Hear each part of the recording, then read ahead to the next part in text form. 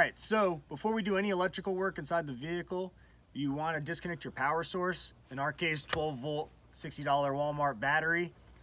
The tool you'll need is a 10 mil. Sometimes there's aftermarket connectors on here, like this side is actually a 12 mil. All you have to do is loosen it up. Be careful of your grounds, alright? And then ground is off. Now there's no more power going to the vehicle. That's all you have to do.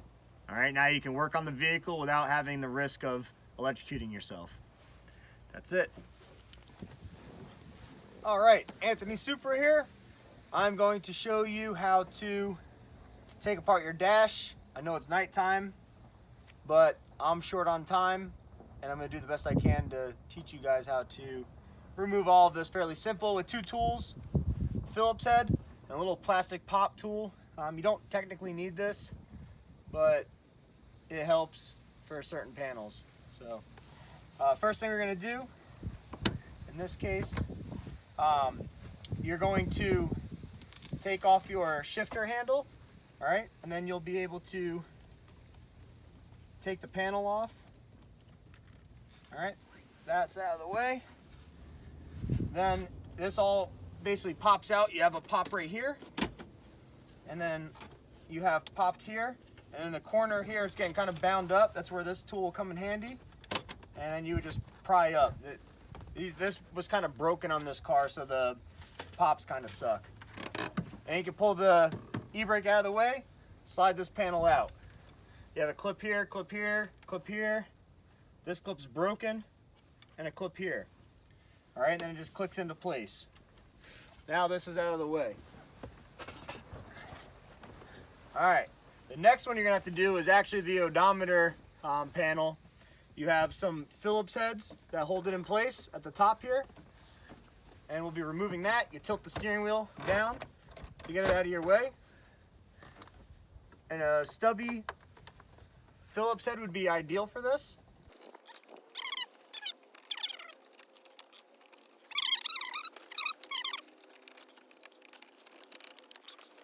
Oh, also for my hardware, what I do is I put it inside the cup holder, or the ashtray, sorry. That way I don't have to worry about losing it. And this one is missing the screw. These three had screws. This one was missing the screw. So 1, 2, 3, 4, 5 screws. And then it's just a matter of popping this out. All right, you can just pull on it. All right, and that pulls it loose. Now you're gonna have connectors on both sides. They're gonna be quick connects. I'm gonna hop around to that side and just pull them apart real quick. That way you can see them from the back side. So right here, you have one connector. You just gotta pull the little tab in, and this pulls out. So right here, tab down, you can pull the connector right out. That's this side. That kind of gives you access to these other ones, and you have two on that side.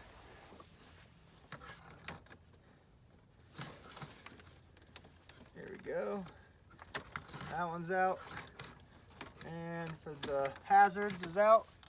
Then you can take your panel out. There you go. So on the back side, you have this connector right here, and you have this connector right here. This connector is for your hazards, and the other connector is for all your displays, odometer, and all of that. And then you have your light bulbs on the back side. All right, they just twist out. So that's what's going on with the odometer panel. As you can see, it's kind of nicked up. Someone painted it, looks like crap. So we're gonna redo this panel and make it look pretty again. I'll also change the color from this silvery color to a nice black like it's supposed to have. So this is the odometer panel. And the rest of them are pretty easy. The next panel to take out is going to be this gauge cluster panel. And this is one of those ones you kind of want to be gentle with, pulling it out so you don't break the tabs. All right, so you have a tab here, and then you have a tab on this side. All right, then you pull with both hands, get the bottom. And now this one's out. So those are the two tabs. tab right here, and a tab right here. Again, when that's in place, the way I do it is I pull on both sides and I get that connector loose. Same thing on this side. And then I pull the centers, all right? Basically by pinching it. That way you know you're not gonna break the clips. If you try and flex it out, you're gonna bust these clips apart. All right, so something to be mindful of. Also, pro tip, the right-hand drive cluster will fit a left-hand drive, but it's gonna be slightly off, okay? But if you had to and you had no choice and you couldn't stand looking at this all open like that, you could use your right-hand drive on a left-hand drive, but it will be slightly off on the holes, and the way it kind of sits will be not so flush, all right? But it will technically work. So just be mindful of that. It's not perfect, so if you're OCD like me, you'll want the proper side. But if you're understanding that it can be swapped around, maybe just to fill a gap until your other one comes in, you can make that happen. All right, so now that's out of the way. Now the next panel is this Hvac panel, the HVAC. And you have a screw here, and that should be the only screw is right here, okay, at the top. So before you start yanking on it, you'll want to pull that out. So get your Phillips head.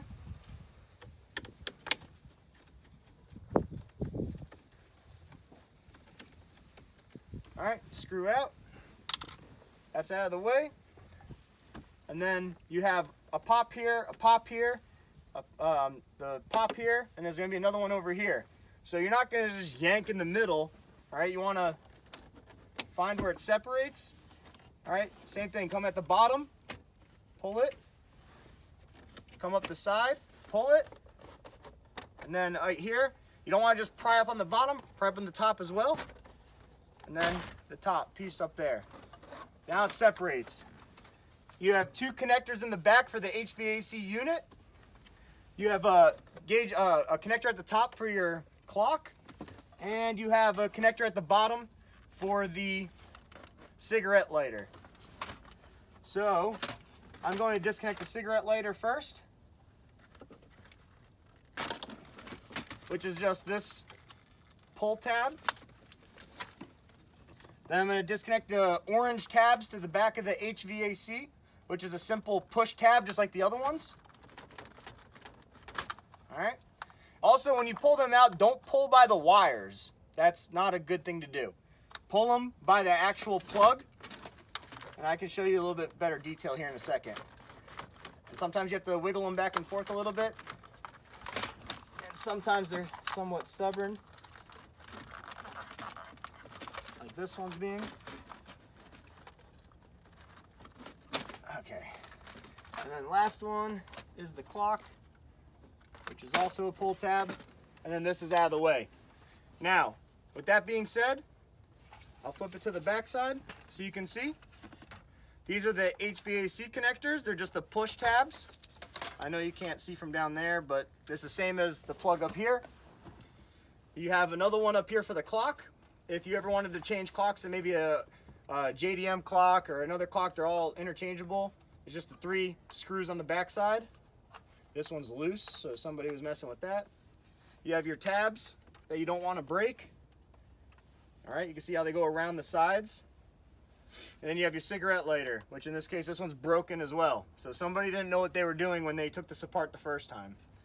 So I'll have to rig that back up and make it functional. So that's this panel. I'm gonna put it in the back because that HVAC panel is pretty expensive and it's hard to replace. Shout out to Stu Hagen for doing the LED upgrades on the HVAC panels. If you don't know who he is, you might want to get on Facebook and look him up, Stuart Hagen. He's a very well-known guy in the community for doing that. And he'll get you straight on all the gauge cluster and the HVAC cluster LED upgrades. Now the last panel is going to be a Phillips head right here, and then it's just going to pop out. You'll have the dimmer switch plug and the mirror adjustment plug and that should be it. So let me get that. I'm gonna lean across here, see if I do this left-handed.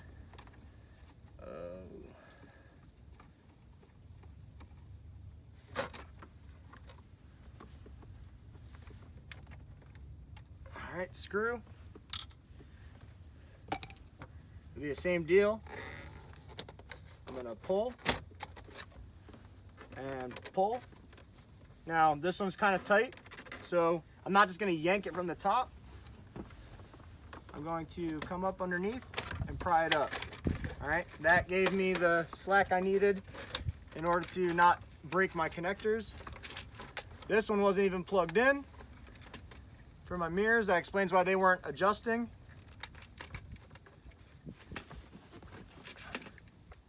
And this one plugged into the dimmer switch, which is also loose because somebody didn't know what they were doing. So my mirrors on this car were not working, and now I know why. They weren't even plugged in. It was just loose flopping back there, so somebody forgot to install that.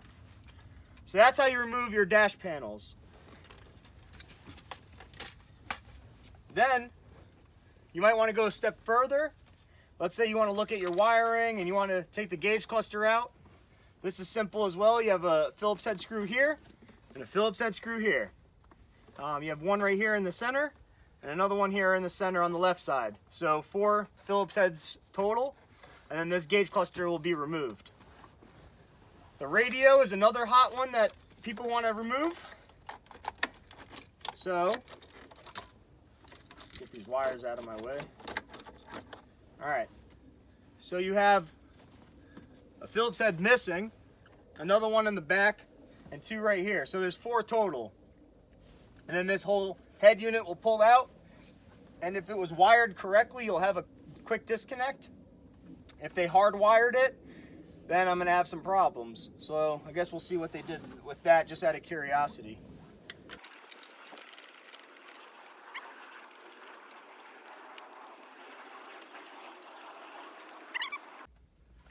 All right, so here's the back of the radio. I'm gonna unplug this antenna cable right here, going into the back corner first. That's just gonna give me that freedom to move around a little bit. All right, now you can see the back of the stereo. Again, this is the antenna cable right here. And I just wanted to pull that out of this port right here so I have freedom to move around here. You can see all the trickery going on. Now, looking at this, it's not that complicated. Don't let it be more than it is, all right? So just be patient with it and follow what I'm telling you. So you have a antenna relay up top. You have the push clips, so you're gonna push down and then pull out. All right, so that's out of the way. Then you're gonna do the same thing for these 3 connectors, which go to the ABS ECU, okay? So you're going to pull that out, pull this one out, and pull that one out. That's this entire half of the harness going into the car, all right? Then you have this half going to the radio, all right? So don't let the complexity of this, don't make it scare you. All right, now we want to get the radio out of our way so we can see what we got going on wiring-wise. So we have this little plug going in is for a microphone, aftermarket. And then you have another quick disconnect with the tab, push down, pull out. All right, now the radio's out of the way. So now you can kind of examine what you got going on here. So we have this cable right here is the microphone. They have it just wired through, going to something on the other side that I'm probably just gonna yank out because I don't like how that looks. This cable we can just shove back in there because we're not messing with it. And now you have your radio cable, all right? This is the factory off of the new radio, the aftermarket radio's harness. You can see that whoever wired this thing together was a horrible person because this is the most garbage wiring I've ever seen. As you can see, you have bare wires showing. You have just electrical tape over connectors. And the electrical tape, the problem with it is that once it dries or gets hard, it kind of just falls apart. It's not meant for this type of application. So with automotive wiring, I highly suggest you don't do pigtails like this And you especially don't want to leave them bare like this, because if this touches any type of ground on the vehicle, you can zap stuff depending on which cable it is. Like if you had yellow or red, these are hot. All right, so if this zaps something, then, you know, you could short out major components in your vehicle. So don't be, you know, be smart there. Then you have these 3 or 4 connectors here. These are the rear speakers, okay? They hardwired them in to the harness that's on the factory harness. This was a little bit overkill and didn't need to happen, okay? So with these 4 cables, usually when right here, all this is from right here to here is an adapter, okay? You can get these from Walmart for a Toyota, like 90s, whatever, to 2000, whatever. They're 10, 15 bucks. Basically, it'll come with this part that goes into the wiring that comes off your new stereo. And then all you have to do is plug it into the factory harness. And then you'd plug in this one. But somebody bought some crazy cheap harness adapter that probably didn't come with this. So they had to match the colors, all right? So they had to go yellow to this grayish color. And then black and silver to black striped and gray. And then red to, what color is that? Purple. And white to purple with black stripe. All right. So these are going to be power and ground for one of the rear speakers, and this is going to be power and ground for one of the rear speakers. That's all that is. The factory harness comes in like rainbow colors. That's why it gets confusing. But now you can see it because I just spelled it out for you which ones are which. So these are rear speakers. So let's break that down. Now you got rear speakers split off to the side.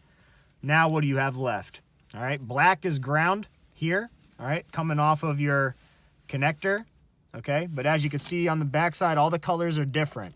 That's why you want to get one of these adapters, so you don't have to sit there and cut up your connectors and cut up your harness. There's no need for that. 15 bucks, clicks in, will save you that problem, all right? So again, black, ground. Then you have solid yellow is your 12-volt constant power, all right? So we'll pull that one out the way. Then you have red. This red wire right here is 12-volt accessory power, meaning that when you cycle the vehicle to the on position, you're now getting power signal. This is constant. This is basically switched, okay? So a lot of guys tee into this red line if they're running anything that wants power, but only on accessory, okay? So you can tee into that if you need to. The rest of these are speaker wires, all right, for the most part.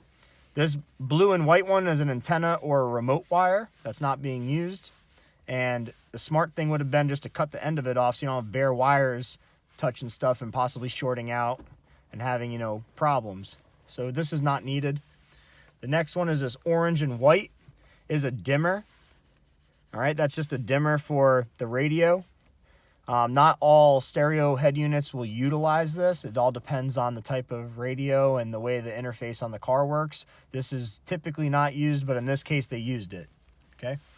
Then you're only left with 4 more wires. You got solid white and a striped white, and you have a solid gray and a striped gray. These are just power and ground for a speaker and power ground for a speaker. So that's it.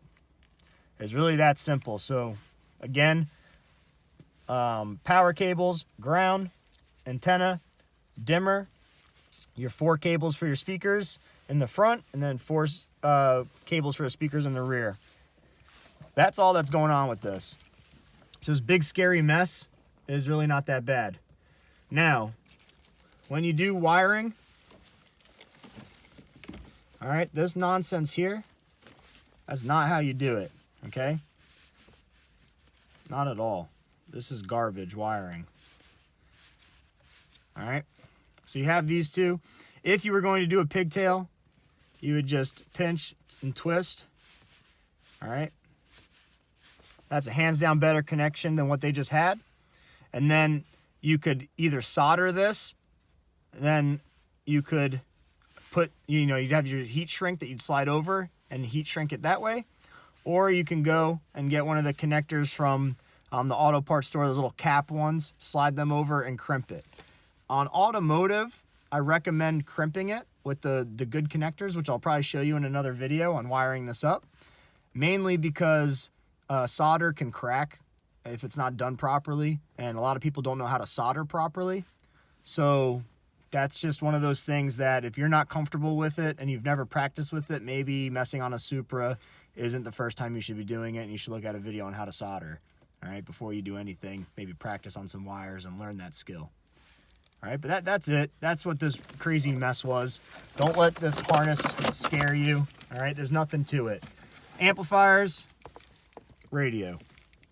All right, so now that's broken down. We'll go into more detail later on. I'm going to show you how to remove this center dash, and we can go from there. All right, stay tuned.